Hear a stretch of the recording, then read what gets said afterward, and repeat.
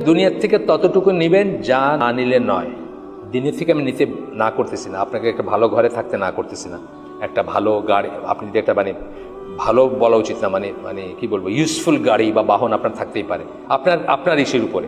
আপনার ভাটির দেশে হলে আপনার নৌকা থাকতে পারে, আপনি সিলেট শহর হলে আপনার একটা মোটরসাইকেল থাকতে পারে, ফ্যামিলিওয়ালা হলে একটা গাড়ি থাকতে পারে। এটা কিন্তু ইসলাম নিষেধ করতেছে না, কিন্তু যতটুকু দরকার শুধু ততটুকু নেবেন, বাহুল্যটা না। জীবনের উদ্দেশ্য খালি এগুলো অ্যাকোয়ার করা না, জীবনের জন্য উপার্জনের জন্য আপনার জীবন হবে না, খালি উপার্জন করে জীবন শেষ করে দিলে তা না। জীবনের জন্য যেটুকু উপার্জন সেটুকু আপনি করবেন। যাই হোক, এখানে বলতেছেন যে আমাদের সকল কর্মে আইডিয়ালি আমরা আখেরাতের কল্যাণ বা মঙ্গল খুঁজবো, আর ওরা খুঁজবে পার্থিব লাভ, আর আমরা খুঁজবো কি আখেরাতের কল্যাণ বা আখেরাতমুখী আমাদের কি লাভ আছে সেটা খুঁজবো। এখানে একটা ছোট উদাহরণ দেয়, যেমন ধরেন এখন কেউ কারো পয়সা ধার দেয় না, খেয়াল করেন আপনি, এখন কেউ কাউকে পয়সা ধার দিতে চায় না।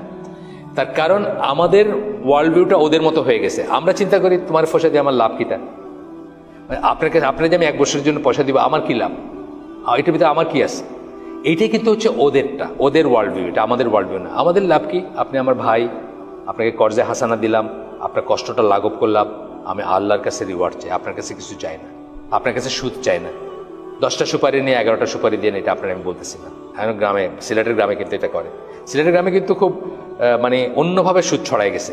আমার নানার বাড়ির দেশ হলো আপনার এই যে জকিগঞ্জ, বারোয়াল, ওইখানে একেরই পাড়া গায়ে 3টা এনজিও সমানে আপনাকে কিস্তিভিত্তিক পয়সা দিয়ে যেতেছে, সুদের পয়সা আর কি, এই পর্যায়ে ছড়াইছে। তো এগুলো ওয়ার্ল্ড ভিউ এর ব্যাপার। এগুলো হচ্ছে যে আখিরাতমুখী কোনো একভাবে চিন্তা করবে, দুনিয়ামুখী একটাই একভাবে চিন্তা করবে। আমরা এখন আমাদের ওটা হারাই ফেলছি, আখিরাতমুখীটা হারাই ফেলছি। আমরা এখন সব কিছুতে লাভ খুঁজি, আমার কি লাভ, আমার কি হবে, মেটেরিয়াল খুঁজি, জিনিস খুঁজি, দুনিয়া খুঁজি, পয়সা খুঁজি, অর্থ খুঁজি।